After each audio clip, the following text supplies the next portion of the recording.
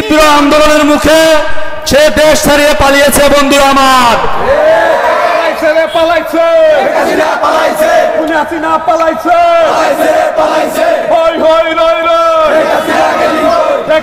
প্রিয় নেতৃবৃন্দ, আপনারা জানেন সে ক্ষমতায় থাকার জন্য হাজারের অধিক ছাত্রদেরকে এবং ছাত্রীদেরকে খুন করেছে বন্ধুরা আমার।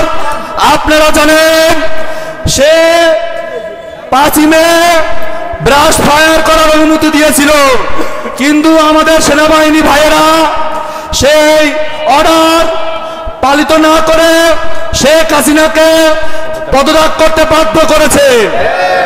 প্রিয় বন্ধুরা আমার, আপনারা জানেন এই শেখ হাসিনার কথা, তার কথা বললে শেষ করা যাবে না, তার অপরাধের কথা। সে বিডিআর হত্যা করেছে ক্ষমতায় আসার পরে পিলখানার ভিতর। সে হেফাজত ইসলামে রাতের আধারে গুলিবর্ষণ করে অনেক মাদ্রাসার ছাত্রদেরকে হত্যা করেছে বন্ধুরা আমার।